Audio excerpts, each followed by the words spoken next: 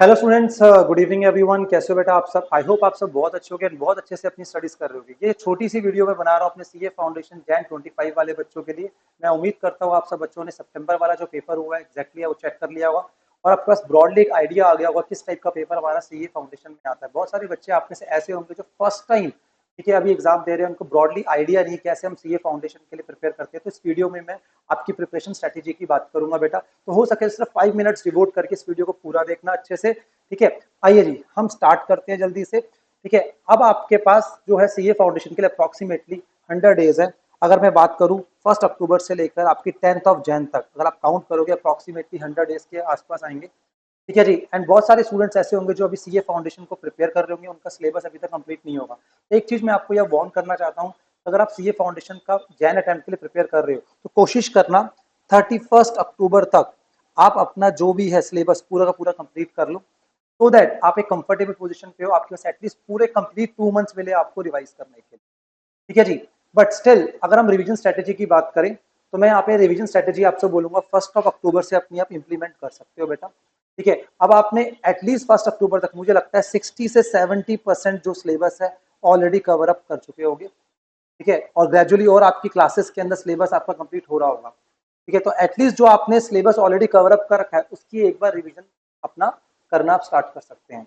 और first revision मैं आपको बोलूं सच में आप 60 डेज के अंदर प्लान करो, आपको कंप्लीट करनी है। 60 डेज का मतलब क्या होता है? 60 डिवाइड बाय 4, हर सब्जेक्ट के लिए 15 डेज हैं। 15 डेज मोर देन सफिशिएंट होते हैं एक सब्जेक्ट को प्रिपेयर करने के लिए, स्पेशली फाउंडेशन लेवल पे आप आराम से प्रिपेयर कर सकते हो, ठीक है जी। अब यहाँ पर जो पॉइंट आता है वो टाइम का पॉइंट आता है कि आप टाइम कैसे डिवोट करोगे। तो अगर आप फाउंडेशन लेवल पर हो तो मैं एक्सपेक्ट कर रहा हूँ at least apart from your coaching आप 6 to 7 आवर्स डेली बेस पे स्टडीज करोगे आप। अब यहाँ पे बहुत सारे बच्चे मुझे कंप्लेन करते हैं, एक और मैं आपको पॉइंट बताता हूँ, कंप्लेन करते हैं कि सर हम 6-7 आवर्स बैठ के स्टडीज नहीं कर पाते, इतना टाइम हमारे पास नहीं निकल पाता, या हम उतना सेटिंग कैपेसिटी अभी हमारी नहीं है, ठीक है। फाउंडेशन में हो अभी हो सकता है प्रॉब्लम हो ये वाली, तो कोई दिक्कत वाली बात नहीं है। अगर से फॉर एग्जाम्पल अगर आप 3 to 4 आवर्स अभी आप स्टडीज कर रहे हो, एक काम करो आप इमीडिएटली 6 to 7 आवर्स वाले शेड्यूल में शिफ्ट मत करो। आप यहाँ पर क्या कर सकते हो, एटलीस्ट डेली बेसिस पे 10-10 मिनट्स अपने आप इंक्रीज करते जाओ। 5 मिनट से इंक्रीज करो, मतलब अगर आपका आज स्टेमिना 3 आवर्स बैठने का है तो आपको अपने आप को प्रॉमिस करना पड़ेगा, सेल्फ मोटिवेट करना पड़ेगा, नेक्स्ट डे में 3 आवर्स 10 मिनट्स बैठूंगा, इस तरीके से वर्कआउट करना पड़ेगा। Are you getting my point? तो आप धीरे धीरे क्या होगा अपना टाइम अपना बढ़ाते जाओगे और इस तरीके से क्या होगा आपको ऑटोमेटिक आने वाले 1 महीने के अंदर अंदर आपका 6 to 7 आवर्स का आपका शेड्यूल बन जाएगा। ये चीज आपको करनी पड़ेगी, आपके लिए बहुत इंपॉर्टेंट है, ठीक है जी। क्योंकि मेरी जो स्ट्रैटेजी है वो 3 टाइम्स सिलेबस को रिवाइज करने की स्ट्रैटेजी है। इस स्ट्रैटेजी को फॉलो करो, आप देखो आपके लिए बहुत हेल्प मिलेगी। आइए जी, उसके बाद ये 2 पॉइंट्स हमने डिस्कस कर लिए, ठीक है। फर्स्ट रिवीजन आपको 60 डेज में कंप्लीट कर लो, बहुत अच्छी बात है। आपका सिलेबस आपको 31 अक्टूबर तक मैक्सिमम कंप्लीट करना है, उसका लेट आपने नहीं करना। सेकंड रिवीजन आप प्लान कर सकते हो 30 डेज के लिए, ठीक है। 30 डेज डिवाइड बाय अगेन हम 4 करेंगे तो आपके पास अप्रॉक्स 7 to 8 डेज आते हैं आपको फिर दोबारा एक सिलेबस को रिवाइज करने के लिए। सेकंड टाइम जब सिलेबस को रिवाइज करते हो, सीए फाउंडेशन का सिलेबस है उतना टफ नहीं होता मेरे बच्चे, तो आप 7 to 8 डेज में आराम से रिवाइज कर सकते हो, ठीक है। तो सेकंड रिवीजन आपको 31 दिसंबर तक कंप्लीट कर लोगे तो बहुत अच्छा होगा। आप देखो आप 31 दिसंबर तक को आप 2 बार सिलेबस को रिवाइज कर चुके हो। अब हम नेक्स्ट पॉइंट पे बात करते हैं। आपको जैसे पता है कि आपकी डेट शीट ऑलरेडी आ चुकी है, आपको एग्जाम्स के अपने डेज पता है, तो आपका फर्स्ट एग्जाम है वो आपका अकाउंट्स का एग्जाम है, ठीक है। उसके लिए तो आप 3 to 4 डेज आराम से लास्ट में निकाल कर अपना वर्कआउट कर लोगे। But rest of the 3 subject क्या होगा बेटा, तो 3 सब्जेक्ट्स हैं उनके लिए सिर्फ 1.5 डेज मिले हैं आपको। तो आपकी जब रिविजन्स की प्लानिंग होगी तो रिवीजन की प्लानिंग में एक ऐसी रिवीजन भी होनी चाहिए आपके पास, ठीक है। क्विक रिवीजन की हम बात करता हूँ जो लास्ट के डेज में करोगे आप, जहाँ पे आप सब्जेक्ट वाइज सिलेबस को रिवाइज करोगे, मतलब 2 डेज दोगे आप 3 सब्जेक्ट को कम से कम, 2 डेज या 2.5 डेज जो भी आपको लगता है, और क्या करोगे तीनों सब्जेक्ट को फिर दोबारा रिवाइज करो कंप्लीट। अब यहाँ पे रिवीजन चाहिए आपको सब्जेक्ट वाइज। अब एक क्वेश्चन और बच्चों का माइंड में आता है, उसका मैं आंसर देना चाहता हूँ। बहुत सारे बच्चे ये बोलते हैं सर कि हमें सब्जेक्ट वाइज प्रिपेयर करना चाहिए या हम सारे सब्जेक्ट को साथ लेके चले। तो यहाँ पे मैं बहुत स्ट्रांगली रिकमेंड करूंगा सारे सब्जेक्ट्स को आप साथ लेके चलो, बहुत अच्छा है आपके लिए, बिकॉज फाउंडेशन लेवल है, इतना कुछ नया होता नहीं है, आपका सारा ओल्ड सिलेबस ही होता है, कुछ एक्सटेंडेड पार्ट होते हैं उसके अंदर, ठीक है।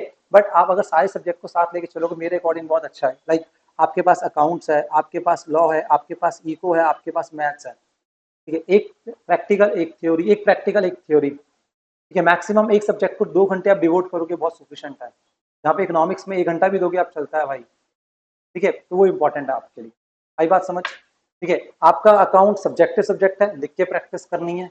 लॉ आपका फिर सब्जेक्टिव सब्जेक्ट है, मेन सब्जेक्ट है, कोर सब्जेक्ट है, वहां पे भी आपको राइटिंग प्रैक्टिस चाहिए। तो लॉ की प्रैक्टिस का मतलब ये नहीं है बेटा आपका कि आप सुन रहे हो लॉ आपको आ रही है, आपने यूट्यूब वीडियो लगा दी लॉ सुन लिया आपको लॉ आ गई, नहीं। जब तक राइटिंग स्किल्स अच्छी नहीं होंगी तब तक आप वहां पे पास नहीं कर सकते। जिस तरीके से स्विमिंग को स्विमिंग करके ही सीखा जा सकता है, वैसे ही लॉ को लिख के ही आप लिख कर प्रैक्टिस करोगे तब जाके लॉ अच्छा होगा आपका। आई बात समझ? अब एक चीज और मैं बोलूंगा यहाँ पर, आप ध्यान देंगे, बस लास्ट पॉइंट बोलूंगा आपको। आपको हर सब्जेक्ट, आपके 4 सब्जेक्ट्स हैं बेटा, चारों सब्जेक्ट के अंदर आपको एटलीस्ट 60% ऑफ सिलेबस इतना अच्छे से करना है, इतना अच्छे से करना है कि आपको कोई दिक्कत ना हो एग्जाम के अंदर। 60% वो सिलेबस होगा जो मोस्ट इंपॉर्टेंट टॉपिक्स हैं, उसके लिए मैं अलग से वीडियो बनाऊंगा और आपको शेयर भी करूंगा। मोस्ट इंपॉर्टेंट टॉपिक्स जो आपके हैं, ठीक है, जो 60 मार्क्स एग्जाम में देंगे, उनको इतने अच्छे से प्रिपेयर करो कि कुछ भी आ जाए आप वहां पे आराम से अटेम्प्ट कर लो। क्यों? रीजन क्या है यहाँ पर कि यहाँ पर अगर एक सब्जेक्ट में आप अपना 100% प्रिपेयर कर रहे हो, बाकी दूसरे में आप 50 या 40 प्रिपेयर कर रहे हो, तो बेटा सेंस नहीं बनेगा। अगर थोड़ा सा इधर से उधर गए, ठीक है, तो आपका पूरा फेल हो जाएगा, सीए फाउंडेशन खराब हो जाएगा। तो आपको सारे सब्जेक्ट का बैलेंस बनाना है और सारे सब्जेक्ट में आपकी इक्वली कमांड होनी चाहिए, एटलीस्ट 60% स्ट्रॉन्ग होना चाहिए हर सब्जेक्ट का आपका, एट एनी कॉस्ट। चाहे वो सब्जेक्ट पसंद है चाहे पसंद नहीं है, आपको लॉ लिखना पसंद है या नहीं, आपको लिखना पड़ेगा लॉ। जब तक आप लॉ नहीं लिखोगे तो वहां पर आपको कॉन्फिडेंस नहीं आएगा, फिर लास्ट में पता आप क्या बोलोगे, पेपर लेंथी था। Are you getting my point? Paper lengthy नहीं होता, हमारी प्रैक्टिस की कमी होती है दोस्त। चलिए जी, उसके बाद अगर मैं बात करूं एक चीज और, जनरली बच्चे क्यों फेल होते हैं? क्योंकि वो फेल हो जाते हैं किस चीज के लिए? अपने टेस्ट पेपर्स को देने में। बहुत सारे बच्चे अवॉइड करते हैं एग्जाम से पहले टेस्ट देने के लिए। मतलब ये तो वो बात हो गई, आप नेट प्रैक्टिस करना चाहते ही नहीं हो, डायरेक्ट जाके आप मैच खेलना चाहते हो, वो पॉसिबल नहीं है दोस्त। तो कोशिश करो आप एग्जाम से पहले बहुत सारे टेस्ट दे दो। जितने आप टेस्ट दोगे उतना आपका कॉन्फिडेंस वहां बिल्डअप होगा। ऑनेस्टली आप मुझ पर ट्रस्ट करो इस बात को लेके, टेस्ट आपका की ऑफ सक्सेस रहेगा। पर टेस्ट का मतलब ये नहीं है कि आप टेस्ट के पीछे भाग, सिलेबस ठीक से कंप्लीट नहीं है आप टेस्ट के पीछे भाग रहे, नहीं। सिलेबस प्रॉपरली पहले कंप्लीट करो और एटलीस्ट हर सब्जेक्ट के 2 या 3 फुल फ्लैश टेस्ट दे दोगे तो बहुत कोई दिक्कत नहीं है। और बाकी छोटे छोटे टेस्ट देते रहो आप, जहाँ पे आप पढ़ रहे हो या कहीं पे आप कुछ करते हो, तो वहां पे आपके छोटे टेस्ट हो जाए वो भी बहुत है, कोई दिक्कत नहीं है। और टेस्ट के अंदर भी एक स्ट्रेटेजी बताता हूँ। आपके जो शुरू शुरू के टेस्ट अगर हो जाए 30 मार्क्स वाले, फिर हो जाए 60 मार्क्स वाले, ठीक है, फिर आपका पूरा फुल फ्लैश टेस्ट, तो कुछ टेस्ट 30 मार्क्स, कुछ 60 मार्क्स वाले, फिर 100 मार्क्स वाले। 100 वाले 2 से 3 टेस्ट तो देने हैं भाई। उसके बाद आपको सारी एमटीपी, सारे प्रीवियस ईयर के क्वेश्चंस एक बार देख के जाने। कभी कभी वो रिपीट कर जाते हैं, एमटीपी से बहुत क्वेश्चन कभी कभी रिपीट करते हैं, तो वहां पर आपको हेल्प कर देगा। ठीक है जी, ये छोटी सी बातें मैंने शेयर करनी थी। ठीक है, थैंक यू वेरी मच बेटा, गॉड ब्लेस यू। अच्छे से आप स्टडीज करो, बाकी बीच बीच में मैं आपको हेल्प करता रहूंगा बेटा।